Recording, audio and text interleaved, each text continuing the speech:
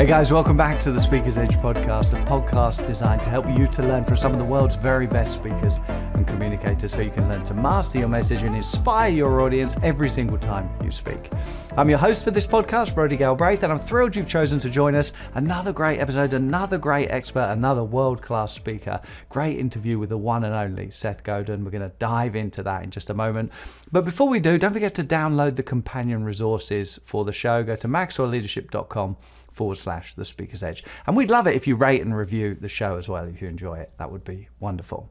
Now, before we dive into the interview with Seth, which you are absolutely going to love, I love the way that he says, really, the words that your audience want to hear is, you were right all along. They don't want to be told that they were wrong and that they need to change. They want to be told that they were right all along. So listen to the way that he explains how you can do that. But before we get to that, some of you will have heard me talk about the Maxwell Leadership Certified Team and what it means to be a Maxwell Leadership Certified Team member. In fact, the interview was recorded at an International Maxwell Certification event, International Maxwell Conference in Orlando, with thousands of Maxwell Leadership Certified Team members in the audience.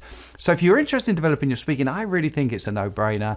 Check it out. All you need to do is go to maxwellleadership.com/speak, jump on a call with a program advisor and find out about the program. If you're interested in developing your speaking, the program's way more than that. But if you're interested in just in developing your speaking, I think you'll want to find out about the program. You can see if it's a fit. It's no obligation, so if it's not for you, that's okay. But if it is for you, you're going to be very pleased you made that call. So maxwellleadership.com/speak.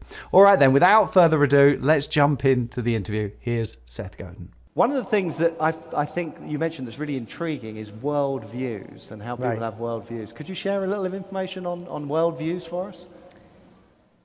The most important thing you can say to somebody you're trying to engage with without using these words is, you were right all along. Right. Because that's what everyone's telling themselves anyway. That one of the things that's extraordinary about this group is that most of the people here signed up to change. Right. And you've helped them change. But that's not true for almost anyone outside of this room. That we have a way we look at the world, and that way we look at the world runs deep. So two people can watch a presidential debate, and one person will be wrong about what happened, because they wanted to see one thing, and they saw it, right? That if you watch the way people engage at the snack bar at the airport, or what happens if someone cuts them off in traffic, or how they choose what kind of shoes to buy. It's all seen through a lens. None of us does anything for purely rational reasons. Spock isn't a real person, right? And so once you understand that, you can gain this huge empathy for the fact that everyone's seeing the world through their own lens. So let me give you a quick little example. Anyone here who lives in a house with a front lawn, raise your hand. Okay? That's stupid. Because grass is certainly not carbon neutral. It's expensive. It's difficult to take care of. It costs a lot of money. You don't have kids playing soccer in your front lawn every day. You could go to the park. Why don't you have a garden? Why don't you grow vegetables? Why don't you do? The reason is because in 1820, when people started moving into the middle class, they wanted to echo the gentry, not farmers. They wanted to look like rich people who could afford to waste an enormous amount of time and money on their front lawn. And so we all do it because deep down, we have this vision of who we are and what we believe. So when we come to someone and we want to engage with them, we can come to them and say, you're stupid. You shouldn't have a front lawn. You believe the wrong things. Change. And then we will fail. Yeah. Right? The other thing we could do is we can go to them and through our work, get them to believe that they were right all along, but still have them achieve what they sought to achieve. And that's what a speaker is able to do when she's on the podium with the right group, with the right posture. In an hour, you can't change anyone's mind, but what you can do is take the mind they've got and leverage it forward. Wow. That's powerful. So you were right all along. So you're agreeing with would it be as simple as say you're agreeing with their belief systems? So a belief, I did a blog post last week about why it is that so many people don't do what you want them to do. It's not that they don't know what you know. It's not that you haven't told them the rules. It's that they don't believe what you believe. Right. And until they believe what you believe, they're not going to do what you want them to do. So the fundamental belief systems don't have all the tactics on them. The fundamental belief systems are, fundamentally I believe in equality, or fundamentally I believe in power. Fundamentally I believe in opportunity, or fundamentally I believe in free time or freedom. Once you have that basic belief, then we layer things on top of it. And those things on top of it are merely expressions of what we believed. So the kind of person who's in this room had a worldview that said, I'm not getting what I deserve. I'm not having the impact I want to have. I would like to be able to communicate and change other people. That's what got them here. So if you showed up and said, do all these things because you want to do other things, it wouldn't resonate. But if you're able to teach people how to get to that place they've always wanted to go, basically what you're saying is, you were right all along, you just didn't have this tool. You just didn't have this set of tactics. So is it as simple then as not mentioning politics or religion if you want to convince them in some other area? So you're not antagonizing beliefs they hold that aren't relevant? Or is it sounds like it's more complicated than that? Oh, it's super complicated, right? Because if it was easy, everyone would do it. Right. I'll give you a couple examples. $100 bottle of wine, in almost every taste test, tastes better than a $20 bottle of wine, unless you're blindfolded. In which case, according to the Journal of Wine Economists, most people prefer the $20 bottle of wine. Really? But the story we tell ourselves is, well, if it's a $100 bottle of wine, it's probably better. Right. Or this product, which did not exist when I was born in 1960. This product did not exist. Now it's a multi-billion-dollar industry. Why? In almost every single town in the United States, the water's fine, right? Unfortunately, Flint was an exception. But in general, if you live in the United States, your water's fine. So why are you paying dollars and dollars a gallon, sometimes on a regular basis, for tap water in a bottle? Because of the story we tell ourselves, right? Why does someone get a purebred dog and someone go to the shelter? Because of the story we tell ourselves. So what we do when we're trying to communicate is we leave clues. And those clues might be in the price. How much does your speaking gig cost? Those clues might be in the way we approach people and how people thought of us before we even arrived on the scene. So when you think about social media, some people think social media is just a great way to waste 8 or 9 hours a day. And for most people, that's what it is. But for someone who's going to be in the world as a speaker, it's actually the way your reputation is perceived before you even show up.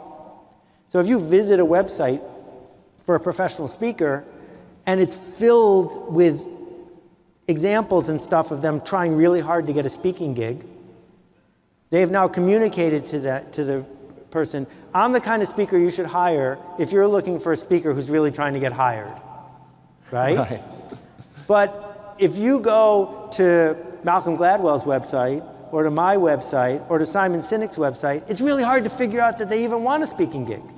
Because some people have a worldview that says, I want to hire a speaker that's really hard to hire. Right. And it's up to us to decide which box we want to be in. So the challenge that we have as marketers is not to arrange more details on a checklist to prove that we are right.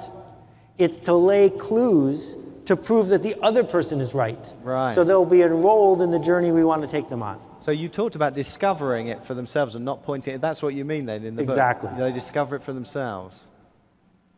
So it's expectations potentially on behalf of That's a big people, part of it, sure. and beliefs and worldview kind of sums up all of that. That's right. So you said you're not going to change them in an hour, but presumably it is possible to change the world. Well, first you have to get enrollment before you can change anybody's worldview. And enrollment is really difficult to get, right? Enrollment says, who wants to come with me? We're going over there. Right. And so if you think about the power that the Reverend King had during the Civil Rights Movement, it wasn't that he said a thing that people didn't know already. It was that a person at a time, a group at a time, he gained enrollment. Let's not be over here. We'd like to be over there. And together we can do that. And he didn't tell anyone what to do. He led. He didn't manage. And that's what speakers can do. We can lead. We can't manage because they don't work for us. Right? We have a responsibility and no authority. That's the deal. And that's why it's so hard to do. That's why coaching gigs are so hard to get, because in order for someone to pay you to be their coach, they have to first be enrolled in wanting to become different than they are.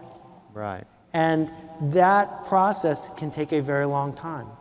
It works really well when we surround people with others who are on the same journey, right? So that's why this coming together is more valuable than 5 weeks worth of videos.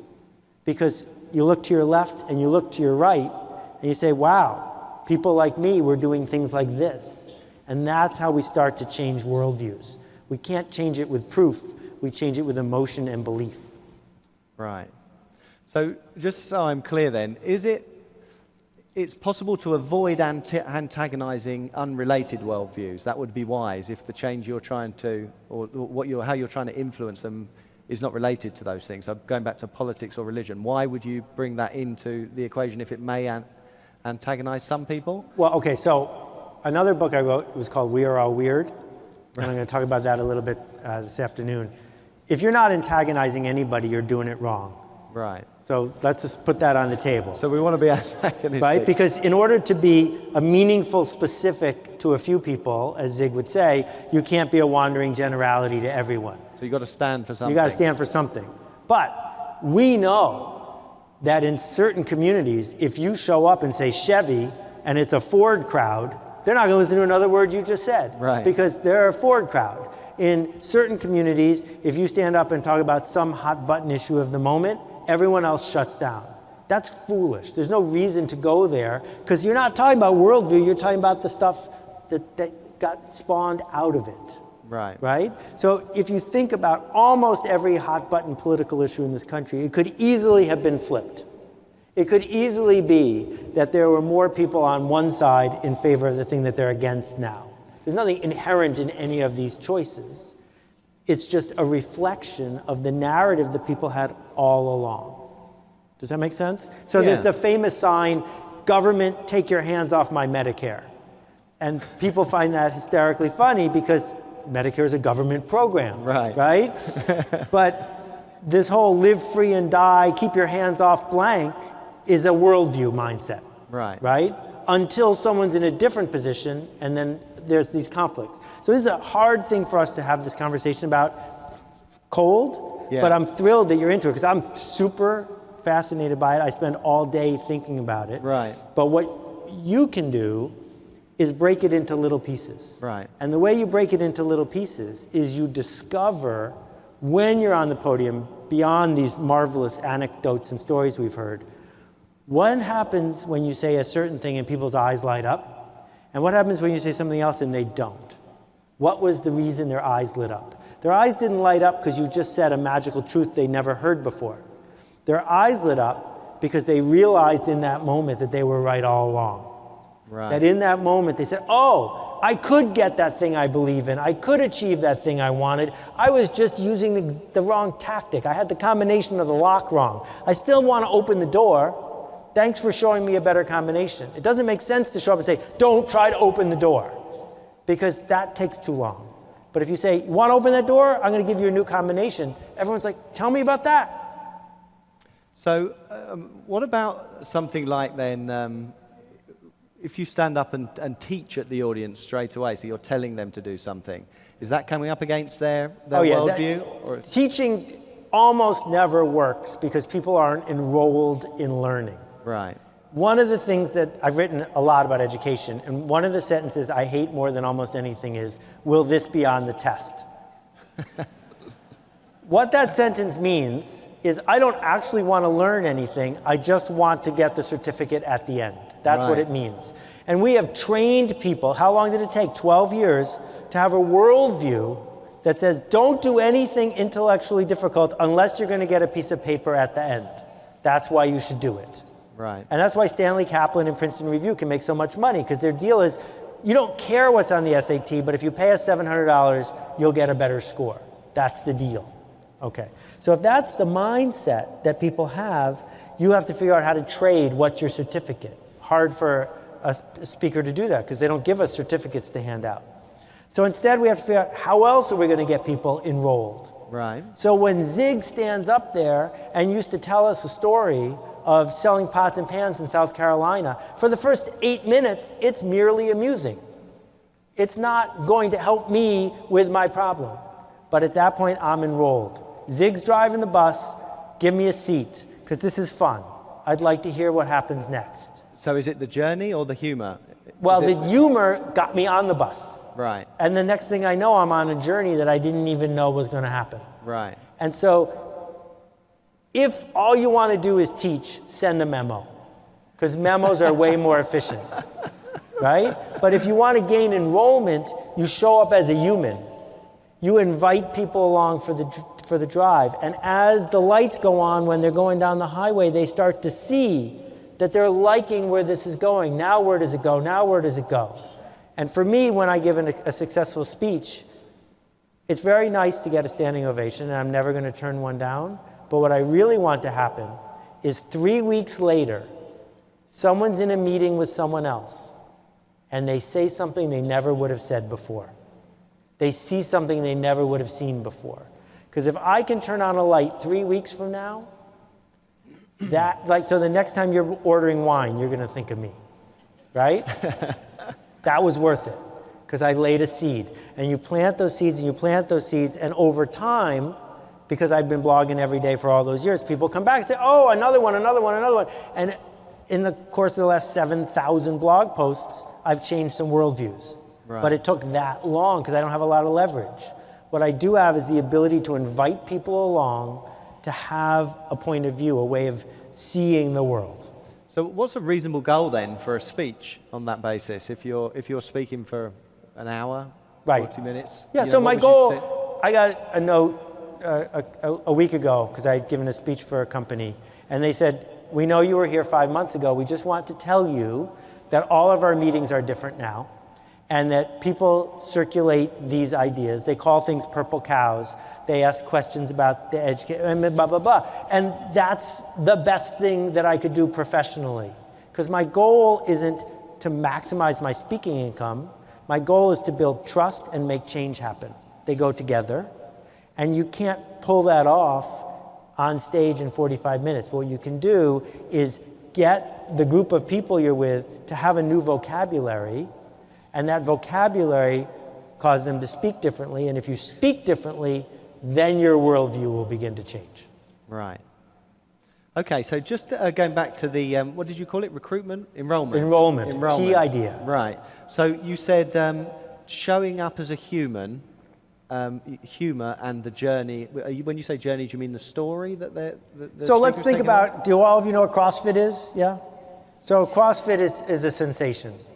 If you go to a CrossFit gym and complain 15 minutes after you get there that it hurts, you're in the wrong place, right?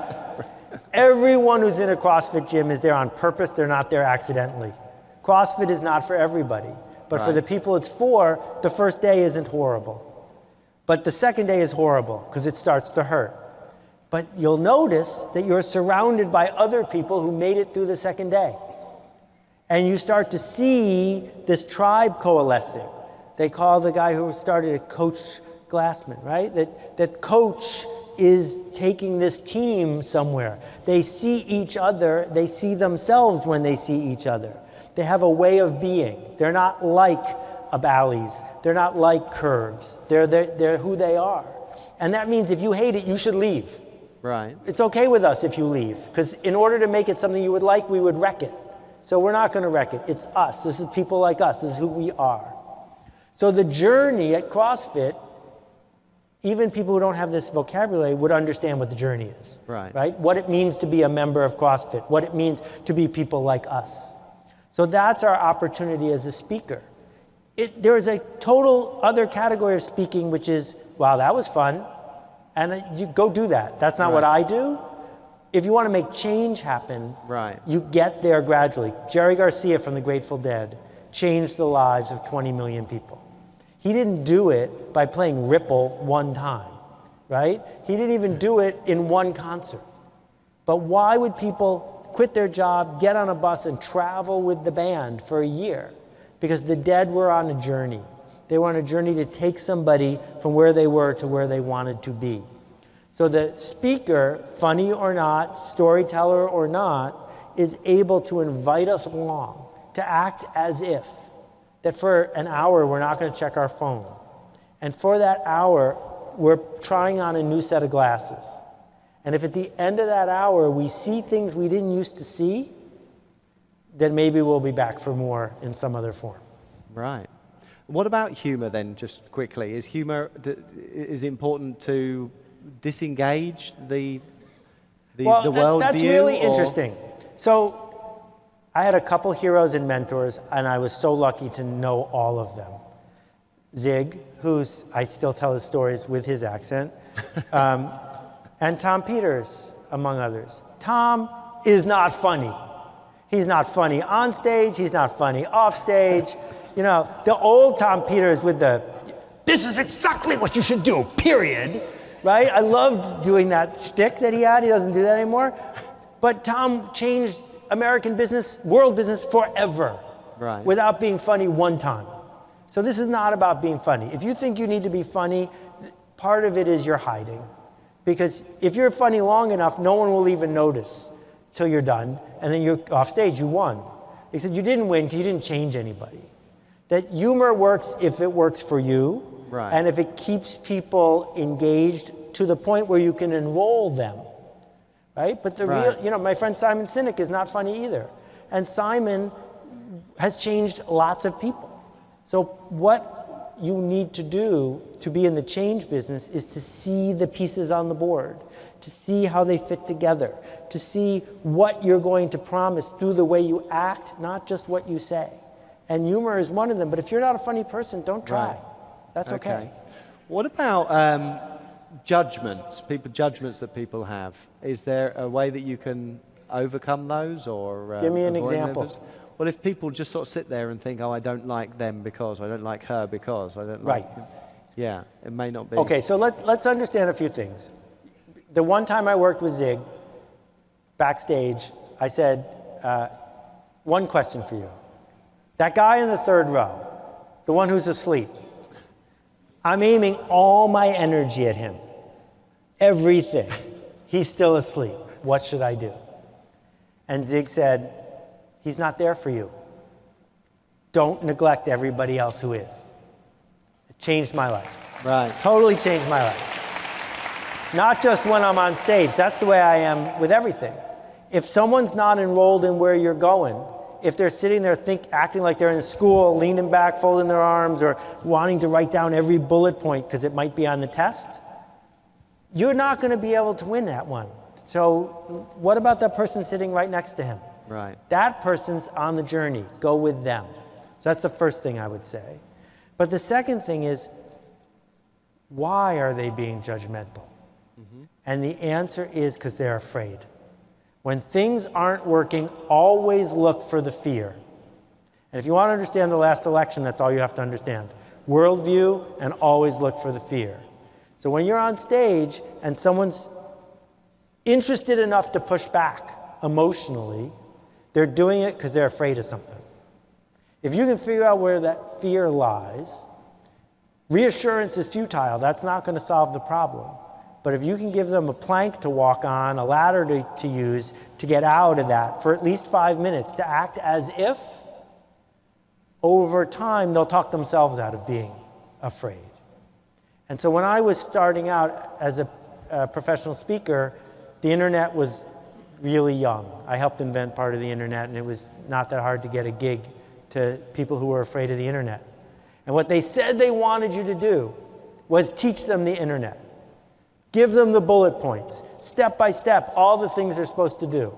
I refused to do any of that because they didn't really want to know that. If they wanted to know it, they'd buy Internet for Dummies and they wouldn't have to hire me, right? What they wanted was a rope to pull themselves out of the swamp. What they wanted was permission to do that thing. So you've heard of Eddie Bauer, the guys who sell khakis and all that stuff, right?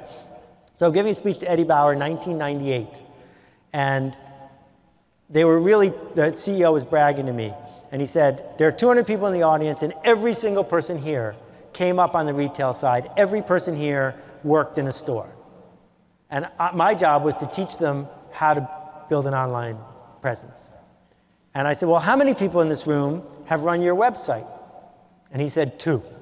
I said, well, that's your problem, is you got all these people who know how to sell khakis in a store and no one who knows how to sell khakis online. So what I did in my talk was we gave every person in the room 200 email addresses that they had earned permission to talk to, the company. So everyone gets 200 emails. I say, you're going to go back to your desk this afternoon, and one person at a time, send them email and see how long it takes you to sell one person one pair of khakis. Because suddenly, we now have 200 people in the organization who knew what it took to sell something online. Not necessarily the right answer, but it wasn't horribly scary anymore. And they were able to do it. That's what they needed an outside person to come do. Give them permission to do this thing that feels so frightening. And if we're going to bother flying someone across the country, get everyone in a room to eat lousy convention center food, and have them take an hour of our time, an hour that could be spent liking things on Facebook, we better have a good reason, right? And the reason is because it's a religious moment. It's a spiritual thing. We are breathing the same air. We are together. And maybe, just maybe, in that moment, we could act as if. Right. One of the things you say in the book that really intrigues me is the power of, I think, the experience. You were talking about the Pumas, the trainers. Yeah. With Stephanie. Can you just explain that? Because I'm trying to relate that to what you're trying to do in a presentation to encourage people, to motivate them to take action. Well, so I'll tell everyone the story first. How many people here are wearing a $19 pair of shoes they got at Payless? Right? Everyone else paid too much. Because $19 Payless shoes work. They're sufficient. So I've hurt my body a bunch of different ways, and I was at physical therapy, and Stephanie, the physical therapist, was talking to the other physical therapist how excited she was that she was about to buy a $175 pair of Pumas, and they were going to change her life. That's her quote. They are going to change my life. Well, I don't know what physical therapists get paid where you live, but where I live, that's a day's pay. Right? She was going to work all day long to buy a pair of sneakers that cost $3 to make because they were going to change her life. And she was right if it worked, and if not, she was momentarily misguided. But either way, it was a story. She didn't need Pumas. No one here needs shoes. You're all wearing them. Right? So we're going to still buy shoes in the future, even though we have shoes at home, because we want them. We don't need them. Why do we want them? We want them because the act of acquiring them is filled with opportunity and fun and dreams and possibility. They might change your life. A pair of shoes could change your life, at least in that moment. And that's what we can open the door for as a speaker. Not that someone's going to buy a pair of shoes from us, but that for 5 minutes they could roll an idea around on the inside of their head. Right? Maybe they're not actually going to go do that thing eventually, but they'll roll it around in their head. And if we're really good, we'll double down, and we'll double down again. And you know what Zig told me was, when people came to one of his talks, there was a 1 in 300 chance that he would change their life. But if people came to one of his talks and bought a set of tapes, there was a 1 in 10 chance he was going to change their life.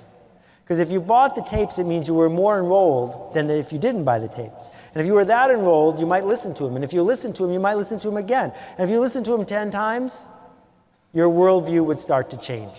So how do you then encourage them to buy the tapes? Well, Zig and I did it. He was very different than me in a lot of ways. And one of the ways is he cared so much about this that he would spend 10% of the day selling the tapes. Literally 10% selling the tapes. I don't do that at all. I don't care if someone buys my book. I'm not trying to increase my revenue. I only have a staff of 3 people. I don't have many mouths to feed, right? But I'm trying to do it by establishing to people that I'm not there for another sale from them. I'm not there to say, oh, and by the way, you can buy this, and by the way, you can buy this, and then one day you can buy that. What I'm trying to say to people is, this might work. Roll it around, give it a try. It might work. And then you're on your own. And if you want to come back to my content for more, that's fine with me. But I'm trusting you to go take action. And I think that some people respond to that by trusting me to understand what my motivations are. Because I'm not in the business of doing this. Right. I'm in the business of just sharing this idea. And a lot of people don't get that. Because why'd you make that whole book free? And why is this free? And why is that, right? How do you get paid for writing 7,000 blog posts with no ads on your blog? Well, I get paid because someone trusts me. And then I got to change them a little bit, and that's a good day's work. That doesn't mean you have to do it that way. You have to do it your way, but you're going to make a promise to people, and you should keep that promise. And if that promise is, here's my cell phone number, if you call me, I will answer, then you should answer. If it's, you know, I know a guy who promises to make people rich, and the way you get rich is by paying him money. And he's very clear about this, right? That the act of you paying me money will make you more serious about this, so you'll go do the things I'm saying. Please, go ahead and pay me money. And so he doesn't surprise anybody. And you know what? People pay him money because the promise is inherent in the story. What, you know, when people lined up to buy this phone, which is not a good phone, like my phone at home with the curly wire that you actually dial like this, that's a good phone. You call people and you can talk to them. This is really expensive and it doesn't do phoning well. People waited in line to buy it before they knew it worked. Why were they waiting in line? Because the promise matched their worldview, not other people's, theirs. They had the worldview of, it makes me feel good to have something cool before my friends. Right. That's a worldview, right? The worldview of, it makes me feel powerful to have the most expensive, best device. How do I know it's the best? Because it's the most expensive. That's how I know. So the combination of all that made people wait in line. Then there's a whole other group of people who have a worldview that says, I always get what my cool friends get 6 weeks after they get it, because I'm not stupid, they're stupid. My worldview is I'll let them figure out if it's good or not. And so then they get those people. And now there are people who are going to buy an iPhone whose worldview is I'm always the last person, right? They have a 12 flashing on their VCR because they're always the last person. Don't try to get that person to go first. He's never going to go first because his worldview is I like to go last. But what is it that gets them to go wherever they want to go? What is it because with the Pumas you talked about they're imagining the experience or they're imagining how they make them feel or something like that. So the person who goes last is filled with imagining that they're going to make a stupid mistake. Right. I'm going to buy that technological thing and it's going to end up in the drawer, and every time I look at it I'm going to say there's $50 down the drain. I don't want to be that stupid guy. The first person is like someone who likes to go skiing on double black diamond hills that they've never been on before. Because their entire experience is, it might not work, let's go. And different people have a different worldview depending on what the product is. So when it comes to shoes, I bought 4 pair of these on Zappos, so I never have to buy shoes again. I'm done. I am not an early adopter of shoes. But when it comes to technology, in my bag I have 3 different kinds of USB remotes. And if someone showed me a 4th one, I'd buy it. Because, you know, $50, maybe I'm wrong, but it was fun to try. Right. And so different people, your goal then is in real time. You're standing on the podium, you're looking this way and you're looking this way, and you go, this table, they don't, these, and so you just bring it over. Because you can't change everyone. If you could get under the skin of just 10%, you are world class. That's world class, off the charts, 10%. My wife actually believes that shoes will change her life. She's convinced of it. Can we just have a few minutes left? Can we just talk about the difference between wants and needs? Because you touched on it real quick, and I think that's really important to explore a little more. So I've been places where needs are totally at the top of people's list. Right. Not enough clean water. Your kid has diarrhea. If you make a mistake, someone's going to die. Right? I don't think anyone in this room lives that life today. And there are people who live that life. Right. You know what? In places like that, people have cell phones. There are more people in India with a cell phone than who have access to clean water. Wow. That's the difference between wants and needs.